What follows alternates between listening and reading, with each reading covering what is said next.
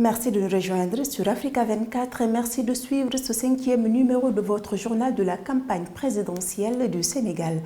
Formée au Canada et en France, l'unique femme à prétendre la magistrature suprême du Sénégal, Anta Babacar Ngom met en avant son expérience de capitaine d'industrie pour libérer le potentiel de son pays grâce à des projets d'industrialisation tout en rendant le système de candidature à l'élection présidentielle plus équitable pour les femmes.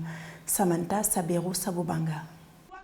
Candidate à l'élection présidentielle du 24 mars 2024, Anta Babacar Ngom affirme son engagement à créer une agence nationale de promotion du leadership féminin dotée de ressources substantielles pour soutenir les femmes entrepreneurs et les femmes leaders. Elle compte également instaurer des programmes de formation professionnelle et des fonds d'investissement spécifiques pour les entreprises dirigées par des femmes. Avec son programme d'industrialisation du Sénégal, Anta Babacar Ngom s'engage à créer des emplois dignes et bien rémunérés pour les femmes et les jeunes dans tous les secteurs de l'économie. Rupture systémique. On appelle à la rupture, une rupture systémique et une rupture systématique avec tout ce qui se passe ici depuis longtemps et encore plus sur ces 12 dernières années. Regardez les fils du pays, regardez les femmes de ce pays. Sachez que ce 24 mars, c'est une opportunité pour changer, faire émerger et faire sortir notre pays des ténèbres. Le pouvoir à la jeunesse sénégalaise, nous ne laisserons plus notre avenir entre les mains d'autrui. Le pouvoir à la femme sénégalaise, 2024, c'est l'année de la femme.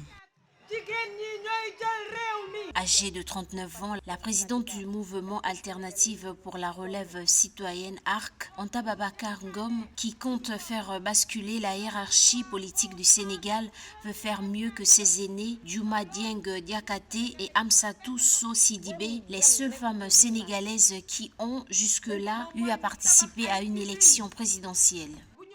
Le seul choix, le bon choix, l'unique choix, c'est la rupture, c'est la jeunesse, c'est les femmes, c'est les travailleurs, c'est vous et c'est moi. Anta Babacar Ngom démontre son engagement indéfectible envers les droits des femmes et offre une vision prometteuse pour un avenir où les femmes sénégalaises auront la possibilité de s'épanouir pleinement dans tous les aspects de leur vie. Dans son dernier mandat, le président Macky Sall s'est investi à réduire le coût de la vie des Sénégalais. Pour ce faire, l'État a pris des mesures fortes visant à atténuer l'ampleur de la hausse des prix en réduisant certaines taxes qui pesaient sur des produits de grande consommation.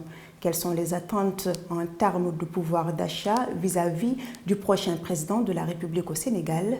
Mahmoudou Pam a posé la question à des Sénégalais à Dakar. Répondre aux attentes de la population de manière générale. Parce que déjà, il y a la cherté de la vie, voilà, et aussi par rapport à la circulation, il y a des zones où peut-être que le terre ou le BRT ne passe pas, peut-être qu'il peut amener des modifications pour que tout le monde sera à l'aise dalle. Voilà. On espère bien que le nouveau président qui sera là ne va pas décevoir l'attente des populations. Au moins, il essaiera de faire de son maximum. Bien vrai que satisfaire tout le monde ne sera pas possible, hein, mais au moins essayer de faire le maximum et une gestion vraiment claire, sobre, sans la gabegie financière, hein, réduire le train de vie de l'État, réduire les pouvoirs du chef de l'État. Hein. Bon, nous voulons, si une fois on choisit notre président de la République, qu'il diminue la cherté des denrées alimentaires, qu'il diminue beaucoup en fait. Ici, tout est cher, la vie est chère. On ne peut même pas avoir une chambre à 20 000 francs, tout est cher. En tant que citoyen,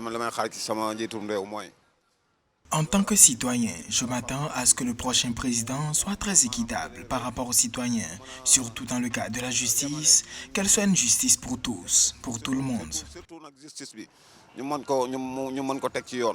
La création de l'Agence sénégalaise d'études spatiales en mars 2023 vient renforcer une ouverture industrielle déjà entamée au Sénégal. Le développement du secteur spatial national offre des perspectives de renouvellement du pacte de croissance du plan Sénégal émergent et est porteur de promesses de gains de productivité pour un grand nombre de secteurs économiques au Sénégal. À cet effet, les acteurs du secteur attendent des futurs dirigeants sénégalais la mise en place d'une stratégie permettant le décollage du secteur spatial sénégalais. Un sujet de la rédaction.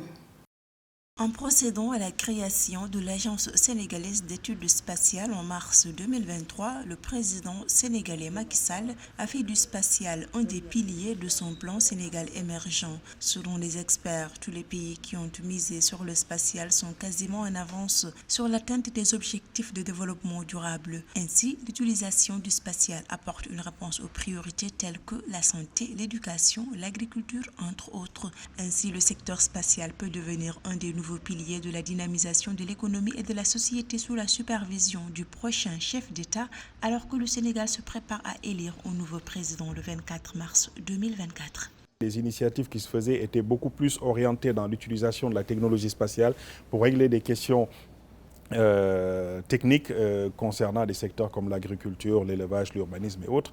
Mais nous n'étions pas réellement dans la partie création d'économie, création de services à valeur ajoutée par rapport au secteur spatial.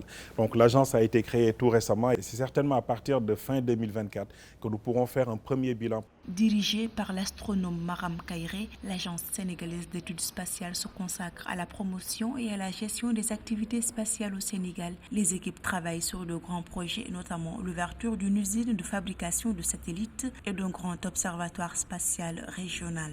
Depuis donc une vingtaine d'années, on est à une quarantaine de satellites qui sont lancés depuis le continent. L'Afrique cherche à avoir une certaine légitimité autour de la table donc des nations spatiales.